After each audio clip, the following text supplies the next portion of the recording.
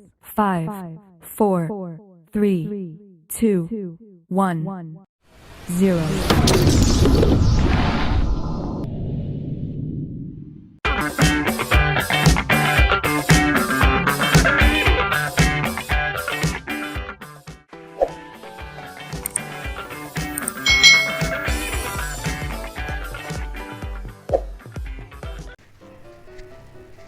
Hai hai hai, selamat datang di channel YouTube Kak Citra.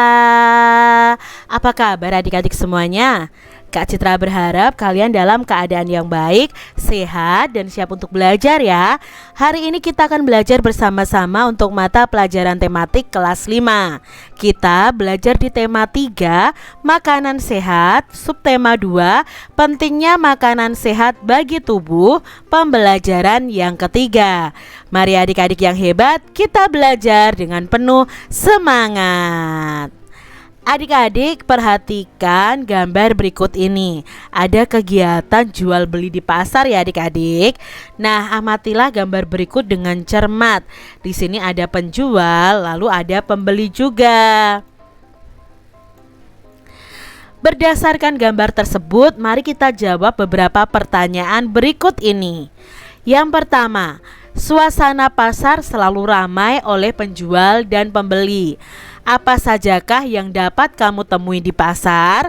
Nah, yang bisa kita temui di pasar ya ada penjual atau pedagang, lalu ada tempat berjualan atau kios atau losnya, lalu ada barang dagangannya juga, lalu ada pembelinya juga ya adik-adik ya. Masih ingatkah kamu bagaimana sayur dan buah itu dapat sampai ke rumah kita? Tentunya adik-adik masih ingat, sayur dan buah itu ditanam oleh petani. Petani ini adalah produsen. Lalu sayur dan buah dibawa pedagang ke pasar.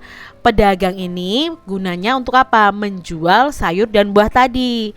Ibu kita lalu membeli sayur dan buah ke pedagang tersebut. Nah, sampailah buah dan sayur itu di rumah kita. Itu proses ya perjalanan sayur dan buah sampai bisa kita nikmati di rumah kita masing-masing. Aktivitas apa saja yang dapat kita temukan pada gambar berikut ini adik-adik? Nah, aktivitas yang ada di gambar ini adalah adanya transaksi jual beli antara pedagang dengan pembeli. Ada juga aktivitas pembeli yang sebatas hanya ingin melihat-lihat saja barang dagangan seperti sayuran dan buah-buahan. Siapa saja yang terlibat dalam kegiatan di pasar? Nah, yang terlibat dalam kegiatan di pasar itu ada pedagang, ya pastinya ada yang pedagang besar atau distributor utama, lalu ada pedagang kecil juga, dan ada pembeli atau konsumen. Adik-adik, lengkapilah tabel berikut ini berdasarkan pengamatan pada gambar pasar yang sudah kita amati. Nah, di sini ada jenis aktivitas lalu pelaku aktivitasnya. Di dalam pasar itu ada jenis aktivitas jual beli. Pelaku aktivitasnya siapa? Ya, pedagang dan pembeli. Lalu ada kegiatan tawar menawar. Pelaku aktivitasnya adalah pedagang dan pembeli. Lalu ada juga orang-orang yang hanya sekedar melihat barang dagangan. Nah, pelaku aktivitasnya hanya calon pembeli. Wah, ternyata ada beragam aktivitas di sebuah pasar ya. Bagaimana nih dengan lingkungan adik-adik sekitar kalian semuanya? Aktivitas apa sajakah yang dapat kamu temui di sana dan siapa sajakah yang melakukannya? Adik-adik, bacalah teks bacaan berikut ini. Semua aktivitas yang menggabungkan antara aspek sosial dan ekonomi yang dimaksudkan itu untuk meningkatkan taraf hidup atau kesejahteraan sosial itu disebut dengan pembangunan sosial. Nah, kesejahteraan sosial tidak hanya berkenaan dengan terpenuhinya kebutuhan material, tetapi juga spiritual. Dengan demikian, memungkinkan untuk semua warga negara itu untuk mengembangkan dirinya. Nah, amatilah nih lingkungan di sekitar kalian dan cari tahu aneka aktivitas yang ada. Temukan beberapa aktivitas yang menurutmu menggabungkan antara aspek sosial dan aspek ekonomi. Nah, aktivitas tersebut dimaksudkan untuk meningkatkan taraf dan kualitas hidup masyarakat di sekitar kalian. Nah, buatlah nih laporan observasi yang di dalamnya itu memuat hal-hal berikut ini. Yang pertama, pengamatan secara umum tentang kondisi di lingkungan kalian. Lalu pengamatan secara khususnya itu tentang salah satu aktivitas kalian yang menurut kalian itu berkontribusi dalam pembangunan sosial. Lalu manfaat sosial dan ekonomi yang diperoleh dari aktivitas tersebut. Nah, contohnya nih ya, laporan hasil observasi di lingkungan sekitar, misalnya seperti ini. Semua aktivitas yang dilakukan oleh masyarakat sekitarku itu menggabungkan aspek sosial dan ekonomi untuk meningkatkan taraf hidup atau kesejahteraan sosial. Nah, kesejahteraan sosial itu tidak hanya berkenaan dengan terpenuhinya kebutuhan material, tetapi juga kebutuhan spiritual. Dengan demikian, memungkinkan untuk semua warga itu dapat mengembangkan dirinya. Di lingkungan sekitarku terdapat beberapa aktivitas yang menggabungkan aspek sosial dan ekonomi. Salah satunya adalah kegiatan yang dilakukan di dalam pasar. Nah, di dalam pasar ini terjadi kegiatan sosial dan ekonomi. Kegiatan sosial itu ditunjukkan dengan bertemunya pedagang dan pembeli. Sedangkan kegiatan ekonominya itu ditunjukkan oleh pedagang yang menjual dagangannya untuk memperoleh keuntungan. Nah, ini ya adik-adik ya. Pasar sebagai tempat jual beli antara penjual dan pembeli ini memiliki peran dan fungsi penting dalam kegiatan ekonomi masyarakat.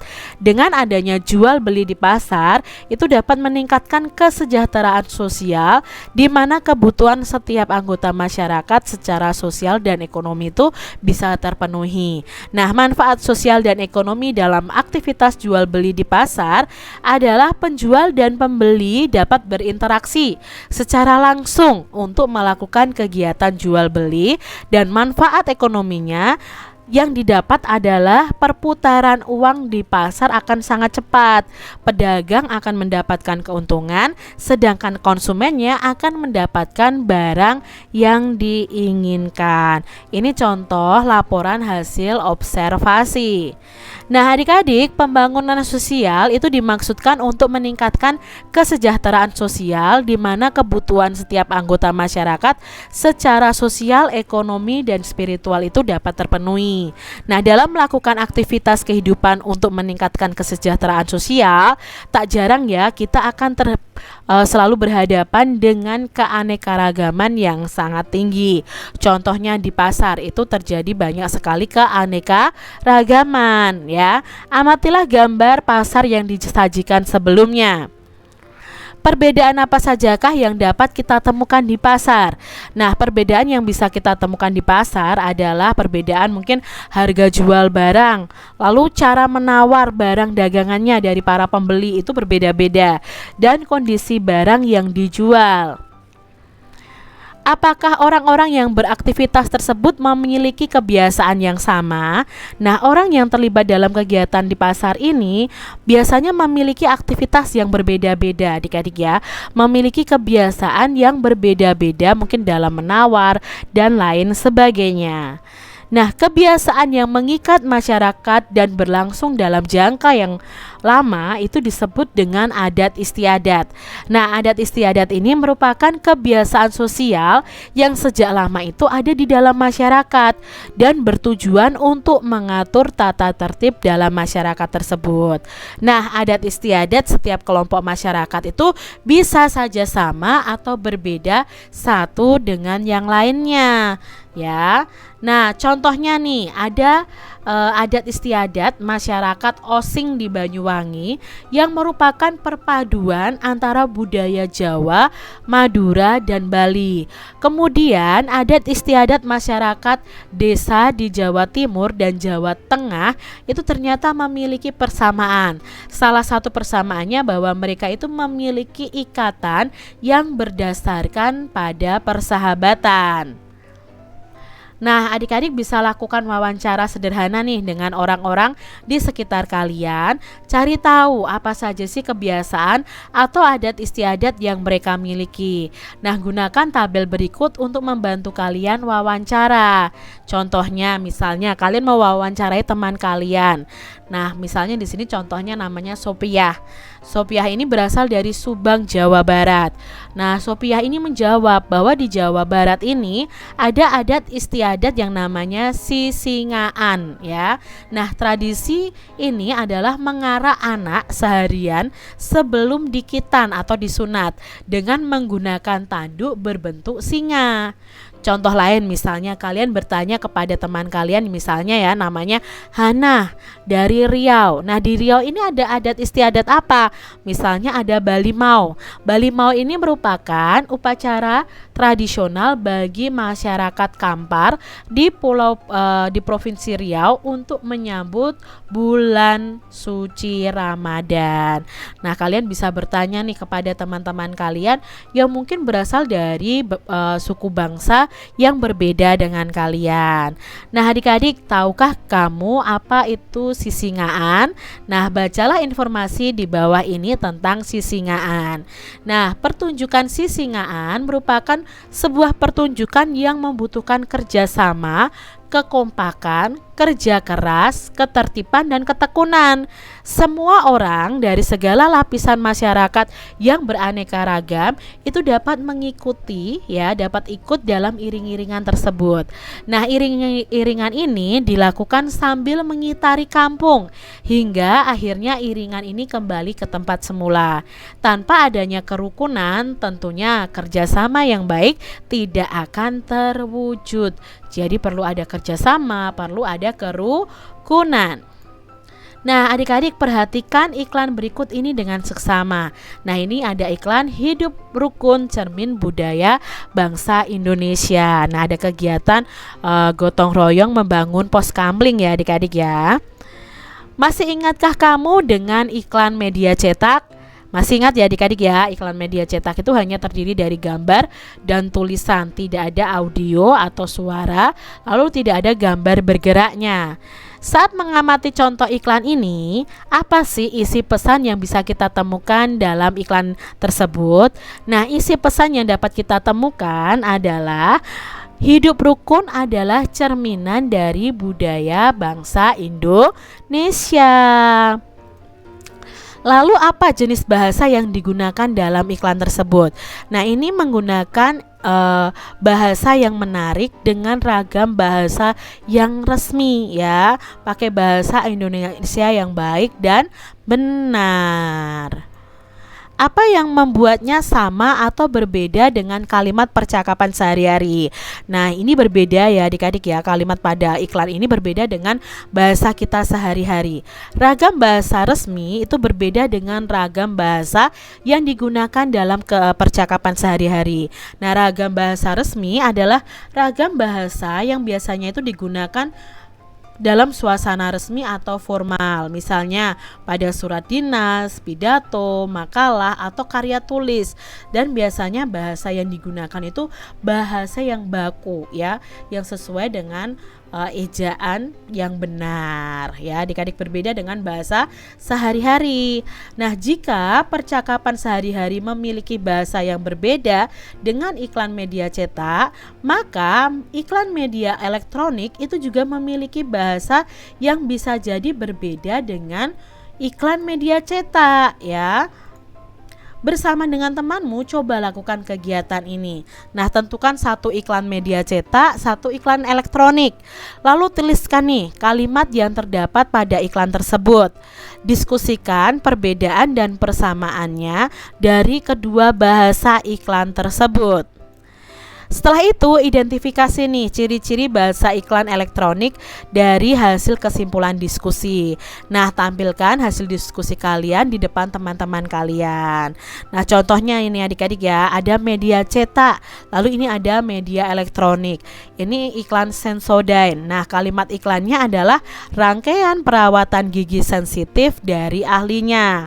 Sedangkan di sini ada iklan elektronik, yaitu iklan Sunsilk Soft Smooth Conditioner. kuesioner. Kalimat iklannya rambut gak kusut, gak lepek. Nah, kita bisa lihat di sini bahwa media cetak ini ragam bahasa yang digunakan itu resmi ya. Sedangkan di sini ini memakai bahasa sehari-hari. Enggak itu kan bahasa yang tidak resmi. Bahasa resminya adalah tidak. Nah, media cetak dan media elektronik itu berbeda ragam atau jenis bahasa yang digunakan. Kesimpulannya, bahasa pada iklan media cetak itu menggunakan ragam bahasa resmi, sedangkan untuk media elektronik itu cenderung menggunakan ragam bahasa yang tidak resmi atau digunakan dalam bahasa sehari-hari. Nah, demikian tadi adik-adik pembahasan kita di tema 3, subtema 2 pembelajaran yang ketiga. Semoga video pembelajaran ini bermanfaat ya untuk adik-adik semuanya, dan sampai jumpa lagi di video pembelajaran Kak Citra selanjutnya. Tuhan memberkati. Jangan lupa tekan tombol subscribe, lalu tekan loncengnya, tekan juga tombol like, lalu share ke media sosial kalian. Jangan lupa untuk ikuti media sosial Kak Citra. Terima kasih.